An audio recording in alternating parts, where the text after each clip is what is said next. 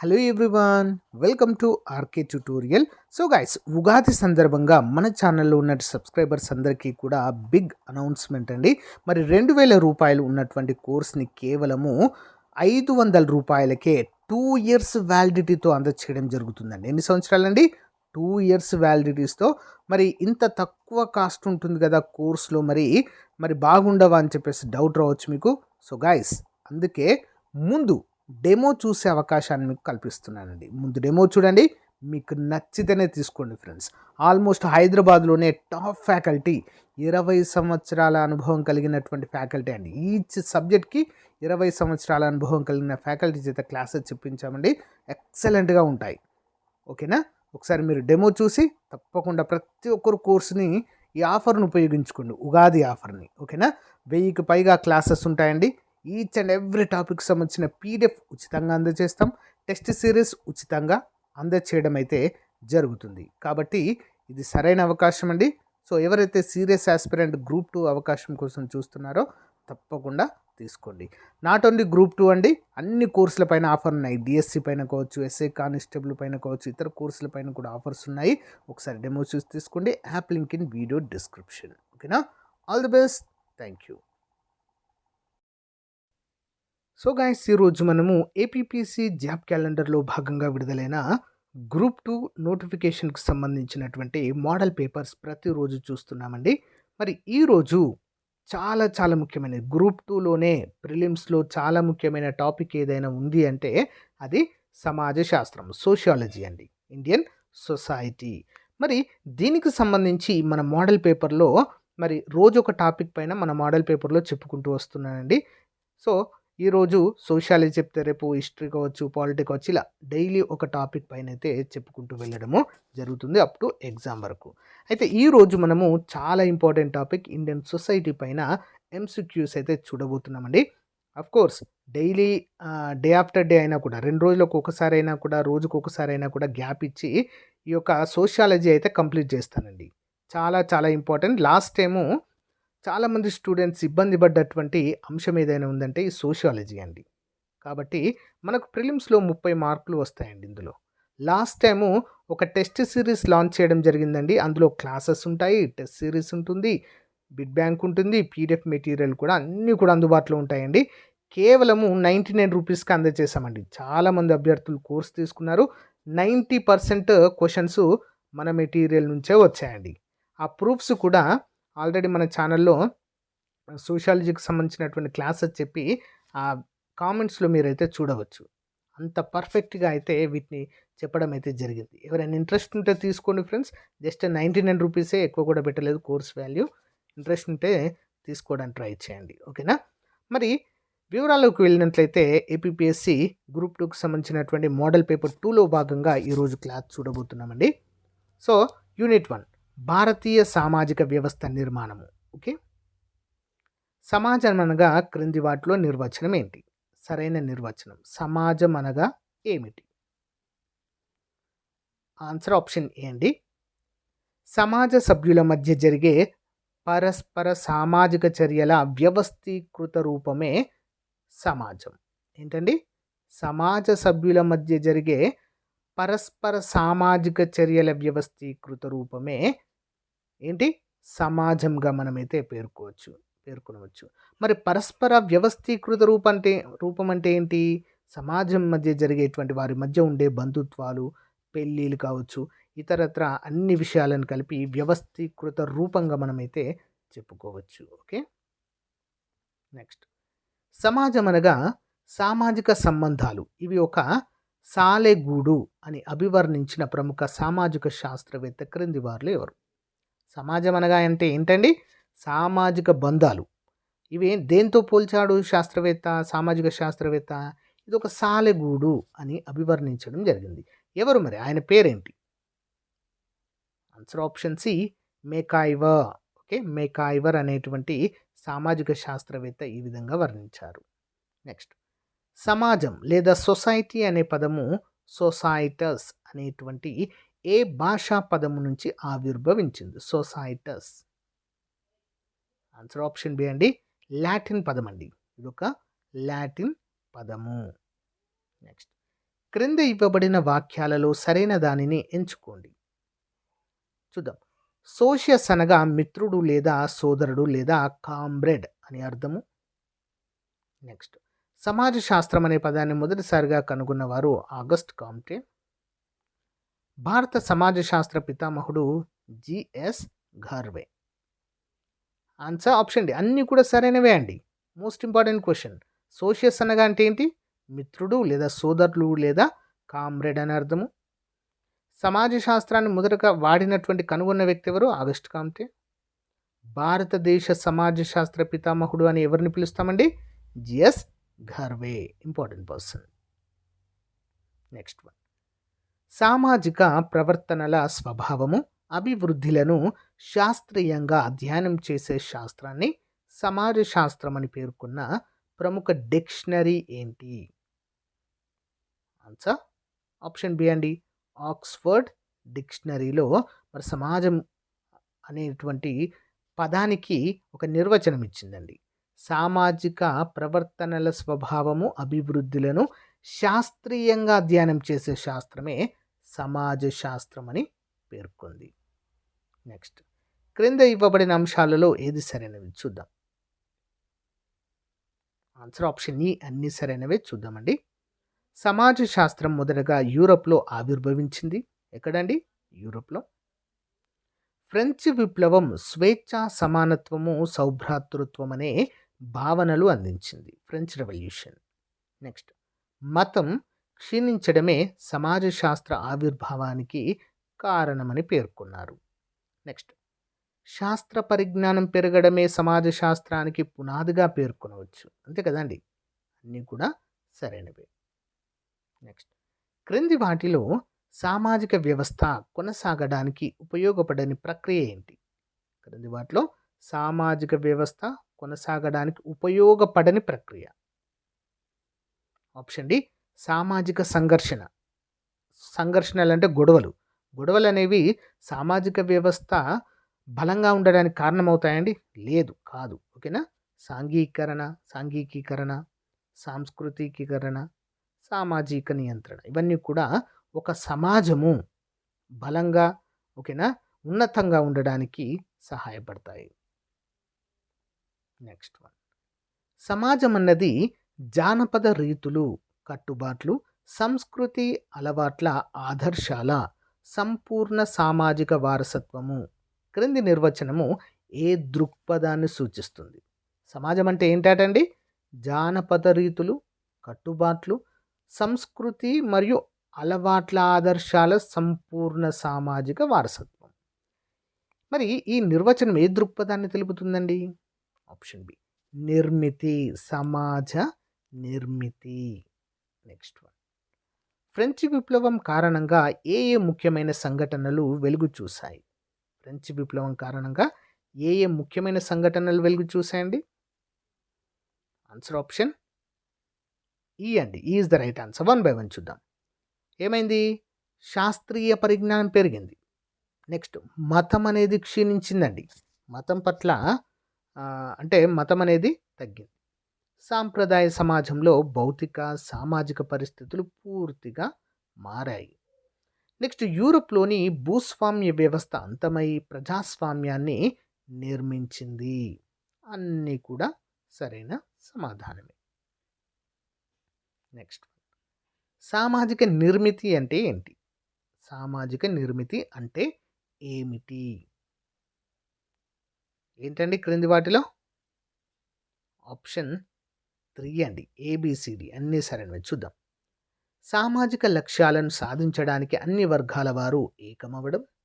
Next, విభిన్న అంతస్తులు కలిగి ఉంటారు. కరెక్ట్. నిర్ణీత ప్రమాణాలను అనుసరిస్తారు. కరెక్ట్. సామాజిక బంధాలు ఏర్పరచుకుంటారు. ఇవన్నీ కూడా ఒక సమాజము నిర్మితం కావడానికి, అంటే ఏకం కావడానికి కావలసిన లక్షణాలు అండి. ఓకేనా. ఇంపార్టెంట్. Next one. సామాజిక నిర్మితి ఒక మాటలో చెప్పాలంటే, సామాజిక నిర్మితి ఒక మాటలో చెప్పాలంటే ఇలా. ఆన్సర్ ఆప్షన్ ఏ అండి. దాని సొంత నిర్మాణము. సామాజిక నిర్మితి అంటే ఏంటండి? దాని సొంత నిర్మాణము.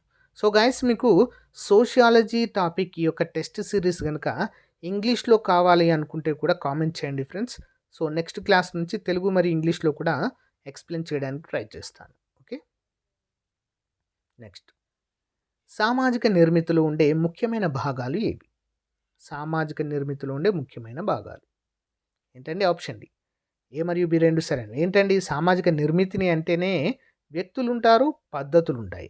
ఆ వ్యక్తులు అనుసరించేటువంటి పద్ధతులను కలిపియే సామాజిక నిర్మితి అంటాము. ఓకేనా?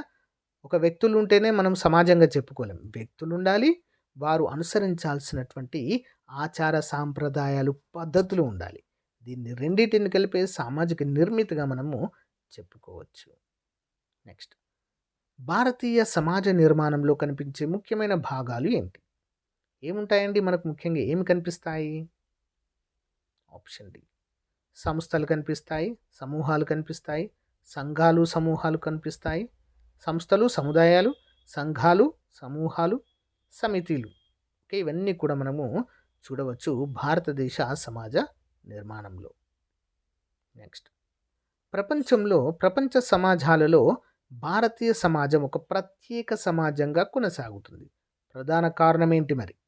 ప్రపంచ సంస్కృతి సాంప్రదాయాలలో మరియు సమాజాలు కనుక చూసినట్లయితే కంప్లీట్‌గా మన సంస్కృతులు లేదా మన సమాజాలు డిఫరెంట్‌గా ఉంటాయి. దానికి గల ప్రధాన కారణం ఏంటి? Option C. భిన్నత్వం కలిగి ఉండడం. అందరూ ఒకే రకమైన సమాజాలు ఉంటాయండి మన దగ్గర? ఉండవండి. చాలా క్యాస్ట్‌లు ఉంటాయి. చాలా రిలీజియన్స్ ఉంటాయి. ఓకేనా? ఇలా భిన్నత్వం కలిగి ఉంటుందండి మన సమాజము. భారతదేశ సమాజం అనేది భిన్నత్వం కలిగి ఉంటుంది. ఓకే. నెక్స్ట్ ప్రపంచ సమాజ దృక్పథంలో భారతీయ సమాజాన్ని ఏ విధంగా పిలుస్తారు? ఏమని పిలుస్తారండి? ఆప్షన్ డి అండి. దేశాల కలయిక. అదేంటి? ప్రపంచ సమాజం దృక్పథంలో భారతీయ సమాజాన్ని ఏ విధంగా పిలుస్తారంటే దేశాల కలయిక అంటారండి. అదేంటి దేశాల కలయిక అంటే ఏంటి? అన్ని దేశాలు కలిపితే ఇదా అంటే ఎస్, కరెక్ట్. ఒక్కో దేశానికి సంబంధించిన ఆచార సాంప్రదాయాలు కూడా మన దగ్గర ఉంటాయండి.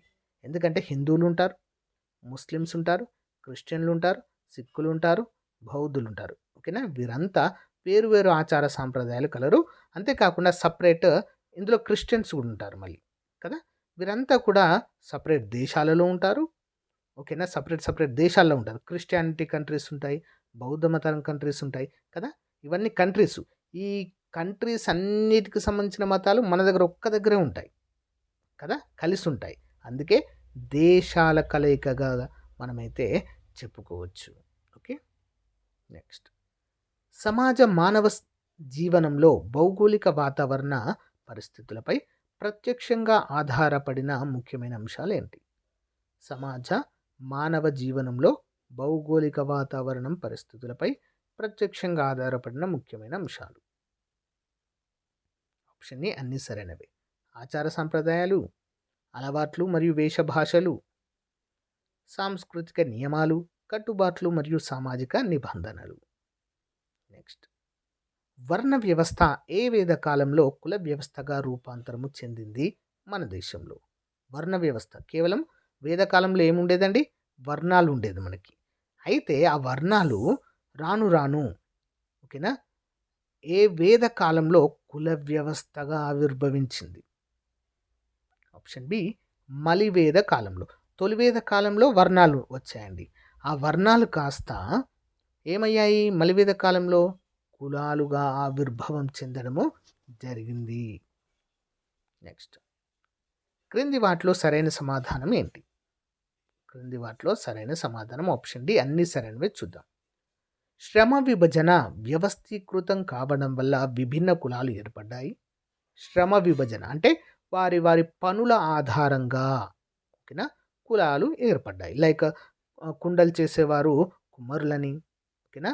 సో నెక్స్ట్ బోళ్ళు అవి కత్తులు, ఇత్తడి అవన్నీ తయారు చేస్తారు కదా, వాటిని కమ్మరులు అని వారిని. నెక్స్ట్ వడ్ల పని చేసేవారు వడ్రంగులు, కార్పెంటర్స్ని వడ్రంగులని. సో చర్మకారులు, సో వారిని ఒక వర్ణంగా ఈ విధంగా కులాలుగా ఏర్పడడం అయితే జరిగింది. నెక్స్ట్ శ్రమ విభజన సామాజిక అసమానతలకు, వివక్షతకు కారణమైంది. అంతే కదండీ! ఇప్పుడు ఏమైంది? ఇలా వర్క్ చేయడం అనేది ఇప్పుడు మనకు ధనిక వర్గం ఏదైతే ఉందో వారంతా కూడా ఈ యొక్క ఆహ్, శ్రమ జీవనం చేసేవారు. ఓకేనా? వీరంతా కూడా వారికి సేవలు చేసేవారు. వారి శ్రమను ఉపయోగించుకునేవారు. రాను రాను ఏమైంది? ఈ యొక్క శ్రమ విభజన కారణంగా ఎవరైతే పనులు చేస్తారో చిన్న చిన్న పనులు, కుండలు చేసేవారు కావచ్చు, ఓకేనా? కార్పెంటర్స్ కావచ్చు, చర్మకారులు కావచ్చు, వీరంతా కూడా వీరి కింద ఒక నిమ్న వర్గాలుగా మారడం అయితే జరిగింది. ఓకే. దానివల్ల ఏమైంది? హెచ్చుతగ్గులు ఏర్పడి ఏమైంది? అసమానతల రూపంలో కుల వ్యవస్థ, పెద్ద కులాలు, చిన్న కులాలుగా అని చెప్పేసి అంటరానితనం కూడా ఏర్పడిందండి. ఓకే. నెక్స్ట్ కుల వివక్షతకు కొన్ని కులాల వర్గాలు సామాజిక అసమానతల నుంచి మినహాయింపుకు గురవుతున్నాయి. అంతే కదండీ! కుల వ్యవస్థ అంటే కుల వ్యవస్థలో కొన్ని వర్గాలు హై లెవెల్‌లో ఉండడం, మరికొన్ని వర్గాలు లో లెవెల్‌లో ఉండడమే ఈ వివక్షతకి కారణం. అన్ని కులాలు సమానమైనప్పుడు ఈ వివక్షే ఉండదిక. కదా! నెక్స్ట్ వివాహ వ్యవస్థ అనేది ఒక డాష్. ఏంటండి? ఆప్షన్ 3. ఇదొక సామాజిక సంస్థ. వివాహ వ్యవస్థ అంటే ఏంటండి? అంటే సామాజిక శాస్త్రవేత్తల అభిప్రాయం ప్రకారం ఇదొక సంస్థ, సామాజిక సంస్థగా పేర్కొనవచ్చు. నెక్స్ట్ తెగ అనేది దేనికి ఉదాహరణ? తెగ. Option C. ఇదొక సమూహము. ఒక్కో తెగ ఒక్కో సమూహంగా జీవిస్తారు.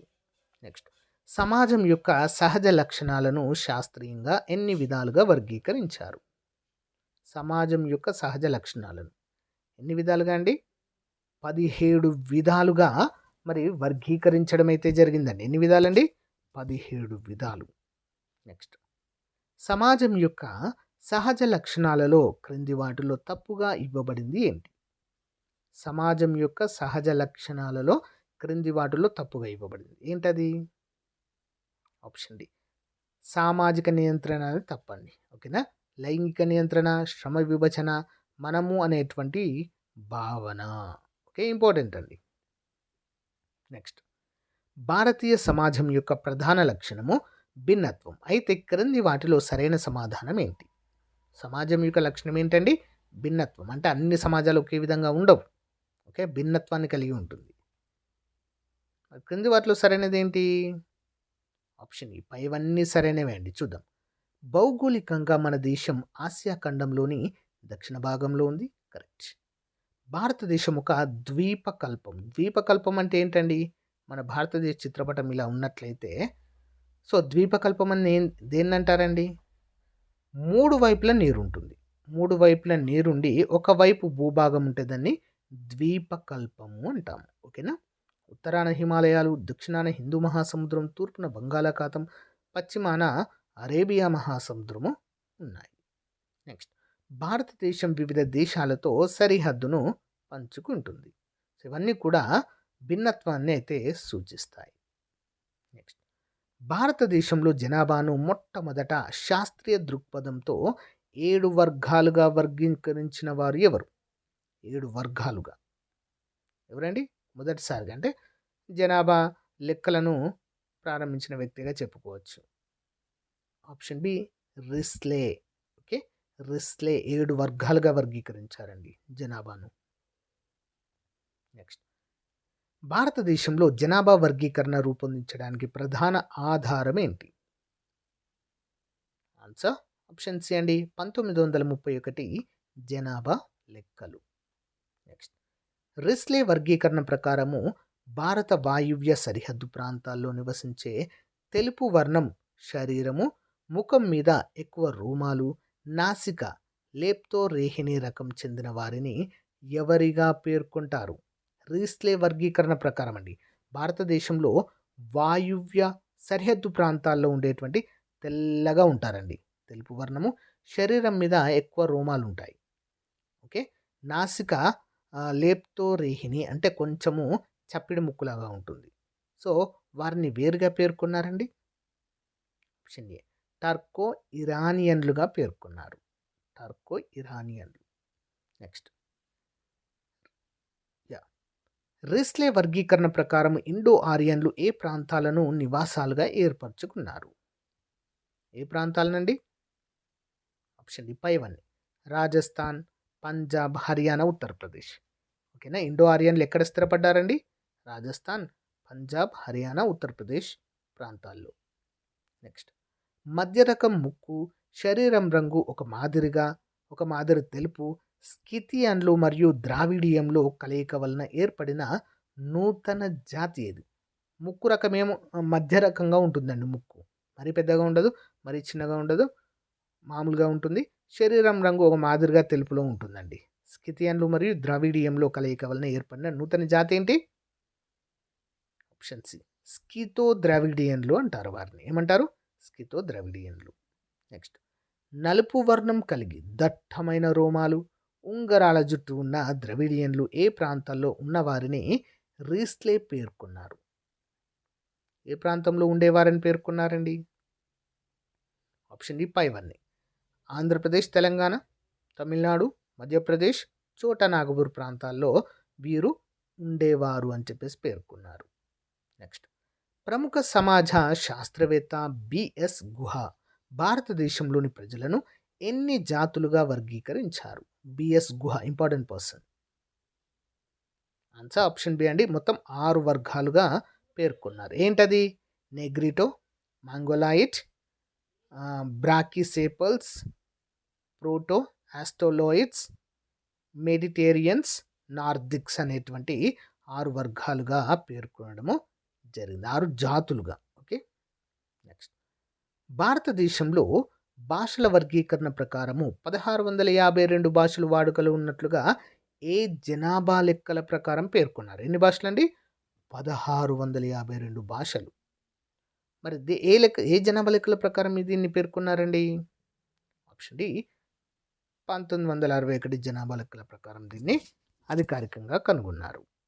నెక్స్ట్, భారతదేశంలో గిరిజనులు మాట్లాడే ఆస్త్రిక భాష కుటుంబంగా వీరిని పేర్కొంటారు.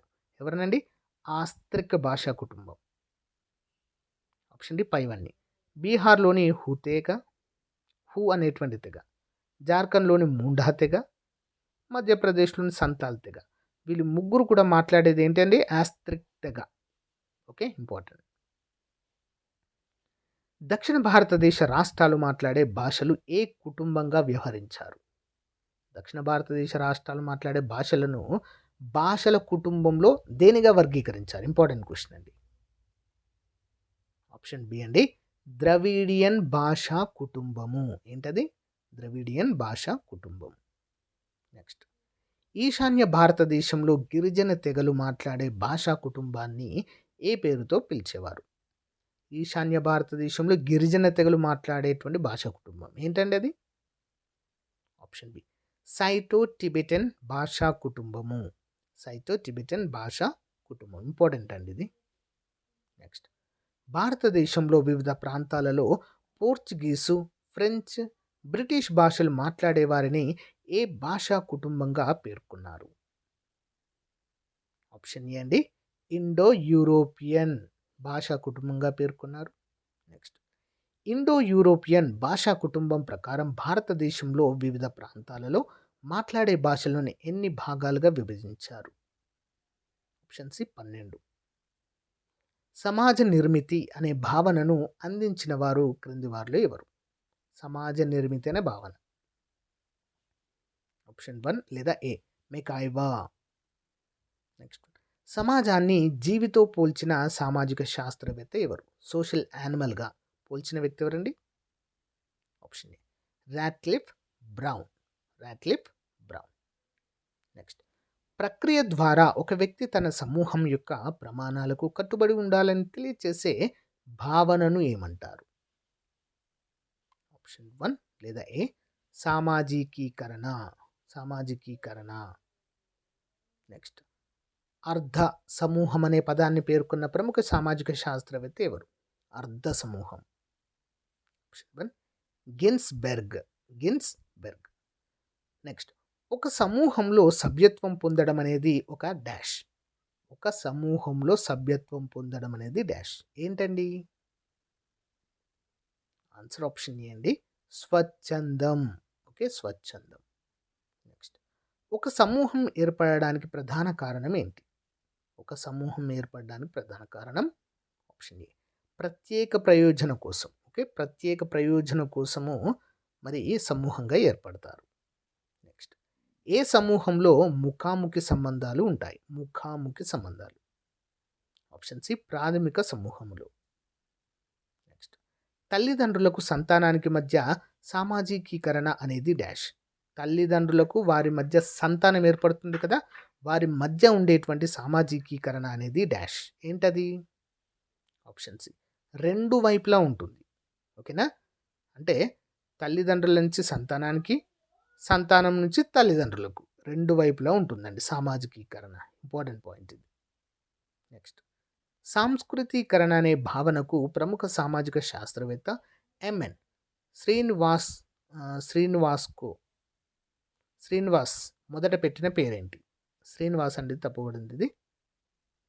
శ్రీనివాస్ మొదట పెట్టిన పేరు ఆప్షన్ సి బ్రాహ్మణీకరణ. ఏంటది? బ్రాహ్మణీకరణ. సాంస్కృతీకరణ అనేటువంటి భావనకు ప్రముఖ శాస్త్రవేత్త పెట్టిన శ్రీనివాసులు గారు పెట్టిన ఫస్ట్ పేరు బ్రాహ్మణీకరణ. నెక్స్ట్. ఒక ఉమ్మడి ప్రయోజనం కోసం కొంతమంది సభ్యులు కలిసి ఒక వ్యవస్థగా ఏర్పడితే ఏమంటారు దాన్ని? ఆప్షన్ బి స్వచ్ఛంద సమితి. నెక్స్ట్. సమాజం యొక్క ప్రాథమిక విధి ఏంటి? ఆప్షన్ ఏ ప్రాథమిక అవసరాలను గుర్తించడం. సో గైస్, ఇంతటితో మనము చాప్టర్ 1 అయితే కంప్లీట్ చేయడం అయితే జరిగిందండి. టాపిక్ 1. నెక్స్ట్ క్లాస్లో మనము భారతదేశంలో కుల వ్యవస్థ ఆవిర్భావం అనేటువంటి టాపిక్ని చూద్దాము. చాలా చాలా ఇంట్రెస్టింగ్గా ఉంటుందండి. అండ్ మళ్ళీ చెప్తున్నాను, సోషియాలజీ సమాజ శాస్త్రం అనేది మోస్ట్ ఇంపార్టెంట్ టాపిక్ అండి ఇది.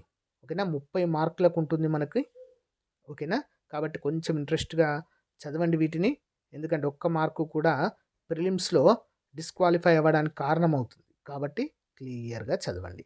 ఇంకా ఎవరైనా మన యాప్లో ఏపీ గ్రూప్ 2కి సంబంధించిన ఫుల్ కోర్స్ కానీ, ఇంకా సోషాలజీకి సంబంధించిన 99 రూపీస్ కోర్స్ కానీ తీసుకున్నట్లయితే రెండు కూడా తీసుకోండి, మీకు 100% యూస్ఫుల్గా ఉంటాయి. ఓకేనా? All the best. Thank you. రేపటి క్లాస్లో మళ్ళీ కలుద్దాం.